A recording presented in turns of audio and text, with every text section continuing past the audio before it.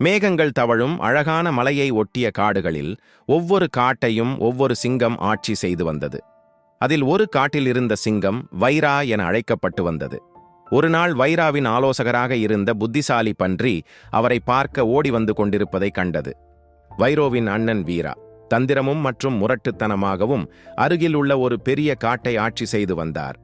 வைரோவின் அருகில் வந்த பன்றி பேச ஆரம்பித்தது. அரசே, பக்கத்து காட்டில் ஏதோ குழப்பம் நிகழ்கிறது போலே தெரிகிறது. நான் போய் பார்த்துவிட்டு வருகிறேன். நல்லது. நீ மேலும் லியோவை உளவு பார்த்து அவனுடைய பலவீனங்களையும் தெரிந்து கொண்டு என்னிடம் வந்து சொல். அப்படியே செய்கிறேன் அரசே என்று சொன்ன பன்றி லியோவின் காட்டை நோக்கி நடந்தது. வைரோவிற்கு வளமிக்க லியோவின் காட்டின் மேல் நீண்ட நாள் ஆசை. எனவே அதை எப்படியும் கைப்பற்றிவிட வேண்டுமென தொடர்ந்து சதி செய்து கொண்டே இருந்தது. லியோவை நேரடியாக மோதி தோற்கடிக்க முடியாது என தெரிந்த வைரோ லியோவை பற்றி பன்றி தெரிந்து வந்து சொல்லும் விஷயத்தை வைத்து ஒரு திட்டத்தை தீட்டலாம் என யோசித்தது. சந்தோஷமானது வைரோ.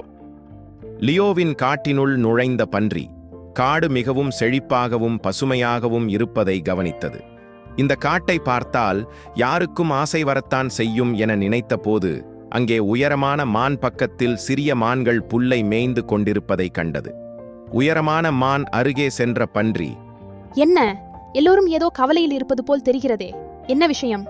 பன்றி கேட்டவுடன் டென்ஷனில் இருந்த உயரமான மான், நீங்கள் என்ன காட்டுக்கு புதுசா? ஒன்றும் தெரியாதது போல் கேட்கிறீர்கள். ஆம், நான் பக்கத்தில் உள்ள வைரோ அரசனின் காட்டிலிருந்து உங்கள் காட்டின் அழகை பார்க்க வந்தேன். நல்லது, நீ எங்கள் விருந்தாளி.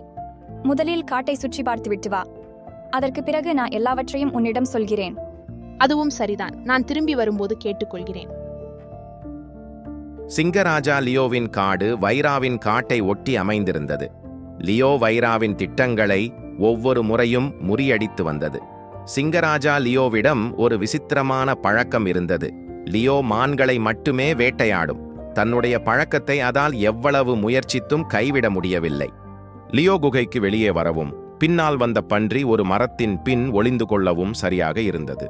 லியோவின் ஆலோசகரான இருந்த புத்திசாலி நரி லியோவின் பின்னால் வந்து, லியோ ராஜா, கொஞ்சம் நில்லுங்கள் என்று சொல்ல லியோ நின்றது. இருவரும் பேசிக்கொண்டே நடக்க அவர்களை பின்தொடர்ந்த பன்றி அவர்கள் பேசுவதை உற்று கேட்டது.